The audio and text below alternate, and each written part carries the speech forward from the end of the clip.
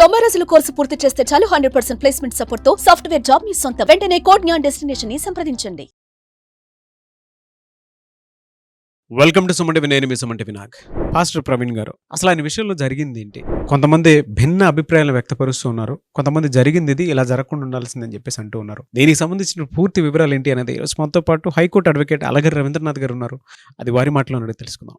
Hello sir. Hi అండి నాగరాజ్ గారు. Pastor Praveen గారికి సంబంధించినటువంటి వాళ్ళు కనుక మనం చూస్తే అండి, చాలా మంది వాళ్ళ అభిప్రాయాలను వ్యక్తపరుస్తూ ఉన్నారు. జనరల్గా అసలు జరిగింది ఏంటి? ప్రవీణ్ పగడాల గారు కొద్ది సంవత్సరాలుగా అని చెప్పుకోవచ్చు, ముఖ్యంగా క్రైస్తవ మత బోధకుడుగా చాలా ఆధ్యాత్మిక కార్యకలాపాల్లో ఆయన పార్టిసిపేట్ చేస్తున్నారు. అయితే రీసెంట్గా చెప్పాలంటే ఒక గడిచిన 3 years నుంచి చాలా విగరస్గా చేస్తున్నారు ఆయన కార్యకలాపాలు. అంటే అటు ఉమ్మడి రాష్ట్రాలు అంటే అటు తెలంగాణ, ఆయన యాక్చువల్గా తెలంగాణ వాసి అయినప్పటికీ 2 రాష్ట్రాల్లో కూడా ప్రతి మారుమూల గ్రామాలకు కూడా వెళ్ళి ఆ కల్వరి సువార్త ఏదైతే చెప్పారో దానికి సంబంధించి ఆయన పూర్తిగా మారుమూల పల్లెల గ్రామాలకు కూడా వెళ్ళి ఆయన ముఖ్యంగా ఈ బైబిల్ యొక్క సూక్తుల్ని ప్రచారం చేయడంలో చాలా అద్భుతంగా ఉన్నారు. ఈ క్రమంలో భాగంగా అనేక వేల మందిని తన అనుచర గణాన్ని కూడా చాలా వరకు ఆయనకు అనుచర గణం కూడా ఉన్నారు. దీనికి సంబంధించి ఆయన ముఖ్యంగా ఈ క్రైస్తవ టెలివిజన్ ఛానల్స్లో కావచ్చు, క్రైస్తవ పత్రికల్లో కావచ్చు, ఆయన చేసేటువంటి వ్యాఖ్యలు అయితే మాత్రం బైబిల్ మీద ఒక పట్టు సాధించారు. అంటే ఇంతకుముందు మనకు తెలుసు పిడి సుందర్రావు గారు ఒక ఆయన ఉండేవారు. పిడి సుందర్రావు గారు తర్వాత ఆయన శిష్య పరంపరలో ఒక బృందం తయారయ్యారు. అంటే తెలుగు రాష్ట్రాల్లో కూడా 2 రాష్ట్రాల్లో కూడా ఒక 10-15 మంది ఒక పాస్టర్లో వచ్చారు. అందులో కూడా ఈ ప్రవీణ్ పగడాల గారు కూడా తనకంటే ఒక ఇమేజ్ ఏర్పాటు చేసుకున్నారు. ఏదైనప్పుడు కూడా సరే, వివాదాలు మంచి చెడు అన్న 2 ఉంటాయి కాబట్టి కోణానికి 2 ఉంటాయి. మంచి మాట్లాడతారు, చెడు మాట్లాడతారు. నేను ఆ కోణాన్ని టచ్ చేయదలుచుకోలేదు. సో ప్రత్యేకంగా అంటే ఈయన చేస్తున్నారు. అయితే ఈయన ఒక సాఫ్ట్వేర్ కంపెనీ, 2 సాఫ్ట్వేర్ కంపెనీస్ కూడా ఈయనకు ఉన్నాయి, కొన్ని కార్లు కూడా ఈయనకు ఉన్నాయి. కానీ ఈ క్రైస్తవ ఇవాంజలిస్ట్ అంటే ఏదైతే మత ప్రచారంలో భాగంగా తను బైక్ పర్యటన చేస్తా అని చెప్పి గడిచిన కొద్ది సంవత్సరాలుగా ఆయన బైక్ పర్యటనకి ఆయన పూర్తిగా ఇదైపోయారు. ఈయన సోమవారం నాడు అంటే 24th ఈవినింగ్ మన సికింద్రాబాద్ తిరుమలగిరి దగ్గర నుంచి తన రాయల్ ఎన్ఫీల్డ్ బైక్ తీసుకొని ఇక్కడి నుంచి ఆయన బయలుదేరారు రాజమండ్రి. ఏదో పర్సనల్ పని మీద బయలుదేరారు. సోమవారం రాత్రి బయలుదేరినటువంటి ఈ వ్యక్తి మార్నింగ్ సోమవారం నాడు మంగళవారం ఎర్లీ మార్నింగ్ ఈయన రాజమండ్రి చేరుకున్నారు. ఇది కంటిన్యూగా రోడ్డు మార్గం ద్వారా కొంచెం బైక్ మీద వెళ్ళారు. అయితే మన రాజమండ్రి వెళ్ళేటప్పుడు డైరెక్ట్గా విజయవాడ నుంచి వెళ్ళకుండా మనం ఖమ్మం అశ్వరావుపేట నుంచి కూడా ఒక రోడ్డు ఉంది. ఇది షార్ట్ కట్ రోడ్డు రాజమండ్రి వెళ్ళడానికి ఈయన పని మీద. సో విజయవాడని టచ్ చేయకుండా ఏం చేశారంటే ఖమ్మం అశ్వరావుపేట మీదుగా ఈయన దేవరాపల్లి నుంచి ఈయన వెళ్ళే ప్రయత్నం చేశారు. అక్కడ కొవ్వూరు వస్తుంది రాజమండ్రి బ్రిడ్జికి ముందు. కొవ్వూరు నుంచి కొత్తగా ఇప్పుడు ఒక కొత్త బ్రిడ్జి వేశారు. ఆ రోడ్డు తిన్నగా మీకు రాజానగరం మీదుగా మళ్ళీ రాజమండ్రి వచ్చి రీచ్ అయ్యే రోడ్డు అనమాట. ఈ కొవ్వూరు నుంచి ఈ రాజానగరంకి వెళ్ళే దగ్గర ఆ ఉన్నటువంటి ప్రాంతంలో ఏం చేశారంటే ఎగ్జాక్ట్లీ దివాంచెరు ఒక జంక్షన్ వస్తుంది. ఆ దివాంచెరు జంక్షన్ దగ్గర 4వ బ్రిడ్జ్, అది యాక్చువల్లీ 4th బ్రిడ్జ్, కొత్తగా గోదావరి మీద బ్రిడ్జిలు కట్టారు. అందులో 4th బ్రిడ్జ్ దగ్గర ఆ మలుపు దగ్గర ఉన్న భాగంలో ఏంటంటే ఈయన అక్కడ యాక్సిడెంట్కి గురై ఉన్నటువంటి ప్రదేశం అయితే కనిపించింది అక్కడ. ఇది ఎర్లీ మార్నింగ్ 5:36 ఆ టైంలో జరిగిన సంఘటనగా చెప్తున్నారు. ఇది రాజనగర్ రోడ్ టువర్డ్స్ మన రాజమండ్రిలోకి వెళ్ళే రోడ్ అనమాట. ఈ ప్రాంతంలో అక్కడ దృశ్యం చూసినటువంటి కొంతమంది ప్రత్యక్ష సాక్షులు ఏం చెప్తున్నారంటే అక్కడ ఈయన పూర్తిగా ముఖం అంతా కూడా డిస్ప్లేస్ అయిపోయింది, పూర్తిగా ముఖం అంతా కూడా చితికిపోయినట్టుగా ఉంది. అట్ ద సేమ్ టైం యాక్సిడెంట్లో బైక్ కూడా ఆయన మీద ఎక్కడైతే ఆయన ఉండిపోయారో ఆయన మీద బైక్ కూడా ఉంది. అట్ ద సేమ్ టైం అంతా పొగ దుమ్ము దులి బాగా పూర్తిగా అంతా ఉంది. ఇది యాక్సిడెంట్ కాదు, ఇది ఎవరో ఈయన మీద హత్య చేశారు అన్నటువంటి అభిప్రాయాన్ని ఈయనతో పాటు అక్కడ ఉన్నటువంటి కొంతమంది వ్యక్తపరచడం కూడా జరిగింది. దీని మీద ఇమీడియట్గా మనకి రాజానగరం ఉన్నటువంటి ఎస్పీ గారు కూడా దీన్ని చార్జ్ తీసుకొని ఇది రోడ్ యాక్సిడెంట్గా ఆయన చెప్పడం జరిగింది. అంటే అక్కడ జరిగింది ఆ మలుపులో ఈయన కొవ్వూరు టోల్ గేట్ దాటి ముందు వెళ్తున్నప్పుడు అక్కడ సీసీ ఫుటేజ్ మనకు దొరికింది. అట్ ద సేమ్ టైం ఆ టర్నింగ్లో దివాంచెరు దగ్గర ఉన్న ఒక సీసీ ఫుటేజ్.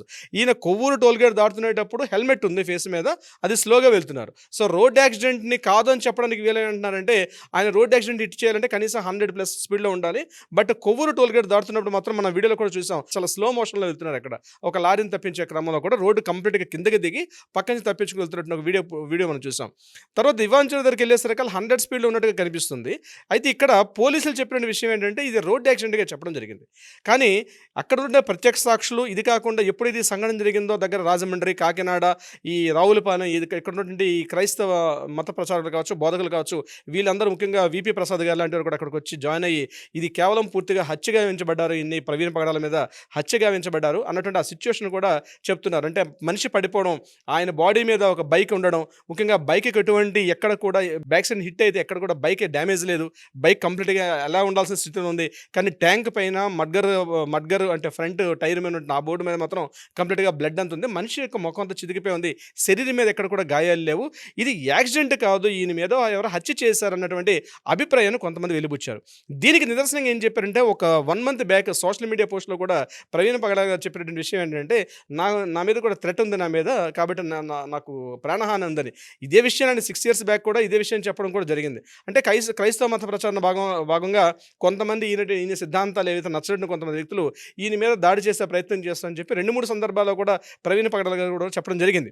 అయితే దానికి నిదర్శనంగా ఈ జరిగిన సంఘటన ఏంటంటే, పూర్తిగా ఇది జరిగిందని కన్ఫర్మేషన్కి వచ్చేసేటట్టు కొంతమంది ఏం చేశారంటే, ఈ బాడీని కంప్లీట్గా రాజమండ్రి హాస్పిటల్ తీసుకెళ్లారు. రాజమండ్రి నుంచి హాస్పిటల్, గవర్నమెంట్ హాస్పిటల్ ఇక పోస్ట్ మార్టం చేసే దగ్గర కొన్ని వేల మంది క్రైస్తవ మత ప్రచారకులు, అదేవిధంగా క్రైస్తవ ఫాలోవర్స్ చాలా మంది దీనికి వచ్చి ఇది ప్రభుత్వానికి వ్యతిరేకంగా వీళ్ళందరూ కూడా నినాదాలు చేస్తూ ఇది కంప్లీట్గా హత్య చేశారు, కొంతమంది కావాలని చేశారు, దీని యొక్క నిజాలు బయట పెట్టమని చెప్పి గట్టిగా వాళ్ళు ప్లకార్డ్స్ పెట్టుకుని కూడా గట్టిగా ఘర్షించడం మనకు కనిపిస్తున్న దృశ్యాలు కనిపిస్తున్నాయి. ఇమ్మీడియట్గా మన రాష్ట్రంలో ప్రజాశాంతి వ్యవస్థాపకుడైనటువంటి కేఏ పాల్ గారు రాష్ట్రంలో తనకంటూ ఒక ఐడెంటిఫికేషన్, ప్రతి విషయంలో కూడా స్పందిస్తున్నారు. కేఏ పాల్ గారు ప్రతి విషయంలో మాట్లాడడం జరుగుతుంది.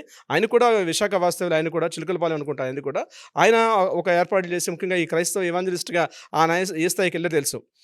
ఆయన పార్టీ పెట్టిన తర్వాత కూడా రాజకీయాల్లో కూడా ఎప్పటికప్పుడు తన ఐడెంటిటీని ఆయన చెప్పుకుంటూ వస్తున్నారు. ఇమీడియట్గా రాజమండ్రి వచ్చినటువంటి కేఏ పాల్ గారు కూడా దీని మీద మాట్లాడడం జరిగింది.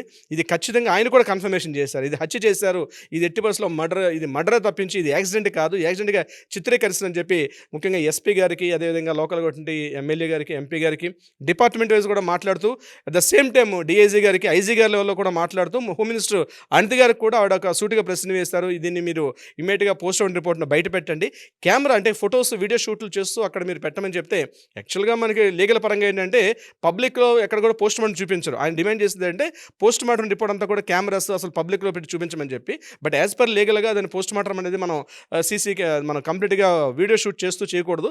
ఎవరైతే కుటుంబ సభ్యులు ఉన్నారో కుటుంబ సభ్యుల సమక్షంలో వాళ్ళ సిగ్నేచర్స్ తీసుకుని పోస్ట్ మార్టం చేస్తే తప్పించి ఇట్లా చేసే అవకాశం లేదు. కానీ ఇప్పటివరకు కూడా మనకి పోస్ట్ మార్టం రిపోర్ట్ అయితే రాలేదు. దీని మీద ప్రభుత్వం పూర్తిగా అక్కడే దీన్ని క్లోజ్ చేసేస్తున్నారు, దాన్ని అక్కడ ఈ మర్డర్గా కాకుండా ఇది యాక్సిడెంట్గా చిత్రీకరించి క్లోజ్ చేస్తున్నారని అని చెప్తున్నారు. ఇంతకుముందు కాకినాడ ఎంపీగా పనిచేసిన హర్ష్ కుమార్ గారు కూడా రావడం, ఇది ఖచ్చితంగా ఆయన కూడా చెప్తున్నారు, ఇది హత్య చేశారు తప్పించి ఇది యాక్సిడెంట్ కాదని చెప్పి. అంటే ఒకటి, ఈ సంఘటన జరిగిన తర్వాత భిన్నాభిప్రాయాలు వస్తాయి, హత్య జరిగిందా, మర్డర్ జరిగిందా, ఏం జరిగింది ఏదే అనే విషయం మీద రకరకాల భిన్నాభిప్రాయాలు వస్తున్నాయి దీని మీద. ఇప్పటికి కూడా ఈ క్షణం మన వీడియో చూసిన సమయానికైతే పర్టికులర్గా ఇది జరిగిందని చెప్పి ఎక్కడ మనకి ఇన్ఫర్మేషన్ రావట్లేదు. కానీ ఏదో మాత్రం జరిగి ఉంది, అది యాక్సిడెంట్ జరిగిందా, మర్డర్ జరిగిందా. ఎందుకంటే ఎర్లీ మార్నింగ్ 5:30, 6 o'clock అక్కడ చూసినటువంటి ఫిజికల్గా చూసిన వ్యక్తులు ఎవరు లేరు.